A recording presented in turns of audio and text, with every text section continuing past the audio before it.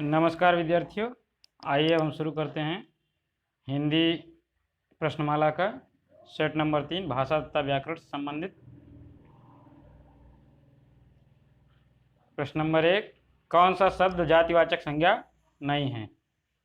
Option A जवान, B बालक, सी सुंदर, डी मनुष्य। तो यहाँ पर जातिवाचक संज्ञा नहीं है पूछ रहा है, तो ऑप्शन सी सुंदर जो है वो जातिवाचक संज्ञा नहीं है, बिल्कुल सही है। प्रश्न 2, कौन सा शब्द भाववाचक संज्ञा नहीं है? ऑप्शन ए मिठाई, बी चतुराई, सी लड़ाई, डी उतराई। तो कौन सा शब्द जो है वो भाववाचक संज्ञा नहीं है? तो ऑप्शन ए मिठाई जो है वो भाववाचक संज्ञा नहीं है। प्रश्न 3, भाषा की सबसे छोटी इकाई को कहते हैं? ऑप्शन ए अक्षर, बी वर्ण, सी शब्द, डी वाक्य। तो भाषा की सबसे छोटी इकाई को जो कहते हैं उसे कहते हैं वर्ण। ऑप्शन बी बिल्कुल सही है। प्रश्न 4, अंक की ध्वनि है? ऑप्शन ए निरनुनासिक, बी अनुस्वार, सी अनुनासिक, डी विसर्ग। तो जो अंक की ध्वनि है वो अनुस्वार कहलाती है। ऑप्शन बी बिल्कुल सही है। प्रश्न 5, निम्नलिखित में से कौन सा कथन सत्य है? ऑप्शन ए स्वर का उच्चारण स्वतंत्र रूप में होता है, बी व्यंजन हमेशा स्वतंत्र रूप में उच्चारित होते हैं, सी अनुस्वार तथा विसर्ग हिंदी में प्रयुक्त नहीं होते, डी व्यंजन दो प्रकार के होते हैं, ह्रस्व और दीर्घ। तो यहाँ पर जो सत्य है वो है स्वर का उच्चारण स्वतंत्र रूप से में होता है। ऑप्शन ए बिल्कुल सही है। प्रश्न 6, इनमें से ऊष्म ध्वनि कौन नहीं है? ऑप्शन ए सा, बी। ये सब ध्वनियाँ आप देख लीजिए, सबके सा से संबंधित हैं। तो कौन सी ध्वनि जो है वो ऊष्म नहीं है? तो जो ऑप्शन डी है वो झा ऊष्म नहीं है। प्रश्न 7, अनुतान का संबंध है? ऑप्शन ए उच्चारण के समय से, बी उच्चारण के उतार चढ़ाव से, सी उच्चारण में निकली वायु से, डी उच्चारण के कंपन से। तो अनुतान का जो संबंध होता है वो उच्चारण के उतार चढ़ाव से होता है। तो ऑप्शन बी बिल्कुल सही है। प्रश्न 8, निम्नलिखित में से कौन सही है? ऑप्शन ए अल्प प्राण में मुख से वायु की मात्रा कम निकलती है, बी महाप्राण में मुख से वायु की मात्रा कम निकलती है, सी अल्प प्राण में खास स्वर पर बल पड़ता है, डी महाप्राण में शब्द के प्रथम स्वर पर बल पड़ता है। तो यहाँ पर कौन सा शब्द सही है? तो वाक्य सही है। ऑप्शन ए अल्प प्राण में मुख से वायु की मात्रा कम निकलती है, ये बिल्कुल सही है, बाकी तीनों गलत हैं। प्रश्न 9, हिंदी वर्णमाला में वर्णों की कुल संख्या है? Option A 50, B 52, C 57, D 55। तो हिंदी वर्णमाला में आप सब जानते होंगे कि हिंदी वर्णमाला में जो वर्णों की संख्या है वो है 52। ऑप्शन बी बिल्कुल सही है। प्रश्न 10, इनमें से कौन सी ध्वनि अंतस्थ नहीं है? तो आप देख लीजिए कौन सी ध्वनि जो है वो अंतस्थ नहीं है। तो आप जानते हैं अंतस्थ ध्वनि जो होती हैं यारा लावा, तो ये होती हैं। तो यहाँ पर ऑप्शन बी जो बा है वो अंतस्थ ध्वनि नहीं है, अर्थात स्पर्श ध्वनि है। कहीं कहीं ध्वनि लिख के आता है, कहीं कहीं व्यंजन लिख के आता है, तो इसमें कंफ्यूज मत होइएगा। ध्वनि वही जिसको हम उच्चारित करते हैं, व्यंजन वो है जिसको हम लिखते हैं और उच्चारित दोनों करते हैं। प्रश्न 10 हो गया। प्रश्न 11, निम्नलिखित में से कौन मूर्धन्य स्वर नहीं है? तो आप देख लीजिए इनमें से जो अक्षर हैं कौन मूर्धन्य स्वर नहीं है। तो यहाँ पर ऑप्शन डी जो है वो मूर्धन्य स्वर नहीं है। प्रश्न 12, स्वर यंत्र में श्वास के आघात से जन्म होता है? ऑप्शन ए पूर्ण ध्वनियों का, बी स्वर का, सी ध्वनियों का, डी इनमें से कोई नहीं, मतलब इनमें से किसी का नहीं। तो स्वर यंत्र में श्वास के आघात से जन्म होता है वो है पूर्ण ध्वनियों का। ऑप्शन ए बिल्कुल सही। जैसे हम बोल रहे हैं तो पूर्ण ध्वनियाँ निकल रही हैं। प्रश्न 13, देवनागरी वर्णमाला में स्वरों की संख्या कितनी है? तो ऑप्शन देख लीजिए।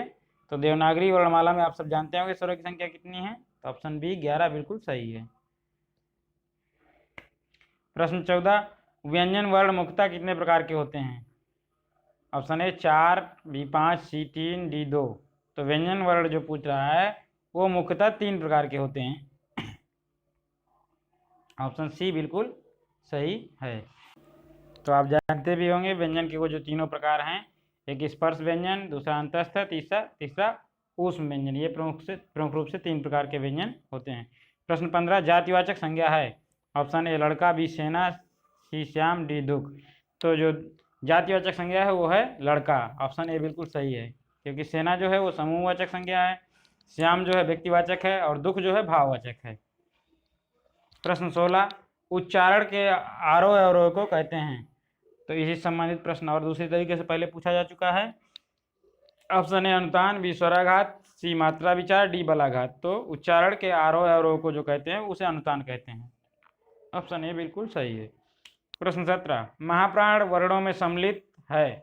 ऑप्शन ए प्रत्येक वर्ग का प्रथम अक्षर, बी प्रत्येक वर्ग का द्वितीय अक्षर, सी प्रत्येक वर्ग का तृतीय अक्षर, डी उपरोक्त में से कोई नहीं। तो महाप्राण में जो सम्मिलित है वह प्रत्येक वर्ग का द्वितीय अक्षर। ऑप्शन बी बिल्कुल सही है। प्रश्न 18, शुद्ध शब्द क्या है।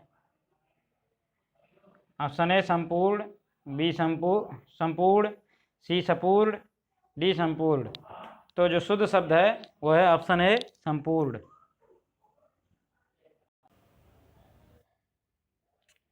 प्रश्न 19, श्याम धीरे धीरे चलता है। इस वाक्य में धीरे धीरे शब्द है। ऑप्शन ए क्रिया, बी विशेषण, सी क्रिया विशेषण, डी इनमें से कोई नहीं। यहाँ पर मिसप्रिंट हो गया है, ऑप्शन आगे पीछे हो गए हैं। तो श्याम धीरे धीरे चलता है, इस वाक्य में जो धीरे धीरे शब्द है वो विशेषण है, और यदि धीरे धीरे चलना दोनों हो जाता तो क्रिया विशेषण हो जाता। यहाँ पर ऑप्शन सी, इसे में बी आप कर सकते हैं, बिल्कुल सही है, विशेषण। प्रश्न 20, तत्सम शब्द है। तो आप देख लीजिए इनमें से तत्सम कौन है। तो इनमें से जो तत्सम है वो है आम्र। ऑप्शन ए बिल्कुल सही है। प्रश्न 21, तद्भव शब्द है। इसमें से 3 तत्सम है और एक तद्भव है। तो इसमें तद्भव जो है वो आपको ढूंढना है। तो ऑप्शन डी जो है वो तद्भव है, मुंह, क्योंकि मुंह का शुद्ध होता है मुख। प्रश्न 22, हिंदी भाषा में प्रयोग किए जाने वाले वे शब्द जो संस्कृत शब्दों से बने हुए क्या कहलाते हैं। तो यहाँ पर आप सब जानते होंगे जो संस्कृत से ज्यों के त्यों शब्द हिंदी भाषा में प्रयोग किए जाते हैं वो तत्सम कहलाते हैं। ऑप्शन ए बिल्कुल सही है। प्रश्न 23, निम्नलिखित में से कौन सा योग रूढ़ शब्द है। ऑप्शन ए लंबोदर, बी विद्यालय, सी स्वर्ण, डी चांद। तो हमने योग रूढ़ के बारे में बताया था आपको पहले वीडियो में। तो योग रूढ़ वो शब्द होते हैं जो 2 या 2 से अधिक शब्दों से मिलकर बनते हैं और एक नए अर्थ को प्रकट करते हैं। तो यहाँ पर ऑप्शन ए जो है लंबोदर अर्थात गणेश जी। तो ऑप्शन ए बिल्कुल सही है। प्रश्न 24, निम्नलिखित शब्दों में कौन सा तत्सम शब्द है। ऑप्शन ए प्रस्ताव, बी खेत, सी ऊंचा, डी दूसरा। तो इसमें से तत्सम शब्द जो है वो ढूंढना है। तो आपका तत्सम इसमें जो है वो है ऑप्शन ए प्रस्ताव। प्रश्न 25, निम्नलिखित शब्दों में कौन सा रूढ़ शब्द है। यहाँ पर रूढ़ शब्द पूछा गया। ऑप्शन ए लंबोदर, बी जल, सी जलाशय, डी दिनकर। तो रूढ़ शब्द वे होते हैं जो 2 अक्षरों से मिलकर बनते हैं, अर्थात उनसे किसी नए उसकी और 2 से अधिक शब्द नहीं होते उनमें से। तो यहाँ पर ऑप्शन बी जो है जल बिल्कुल सही है। प्रश्न 26, धर्मशाला शब्द किस शब्द भेद में आता है। ऑप्शन ए रूढ़, बी यौगिक, सी योग रूढ़, डी विकारी। जो धर्मशाला शब्द आता है वो यौगिक में आता है। ऑप्शन बी बिल्कुल सही है। प्रश्न 27, निम्नलिखित शब्दों में से कौन सा शब्द देशी नहीं है। हेनरी, ढोर, पोखर, पुष्कर। तो जो देशी शब्द नहीं है वो है पुष्कर। ऑप्शन डी बिल्कुल सही है। प्रश्न 28, निम्नलिखित शब्दों में से कौन सा शब्द देशी शब्द है। ऑप्शन ए सुंदर, बी फटाफट, सी अंगूठा, डी साइकिल। तो इसमें जो देशी शब्द है वो है फटाफट। ऑप्शन बी बिल्कुल सही है। प्रश्न 29, निम्नलिखित शब्दों में योग रूढ़ शब्द कौन सा है। ऑप्शन ए चक्रपाणी, बी पाठशाला, सी उपचार, डी व्यक्ति। तो यहाँ पर जो योग रूढ़ शब्द है वो है चक्रपाणी। ऑप्शन ए बिल्कुल सही है। प्रश्न 30, आदमी कैसा शब्द है। ऑप्शन ए तत्सम, बी तद्भव, सी देशी, डी विदेशी। तो जो आदमी शब्द है वो विदेशी है। आदमी शब्द का आपको पता होगा फारसी से उत्पन्न है। तो ऑप्शन डी बिल्कुल सही है। इसी के साथ धन्यवाद।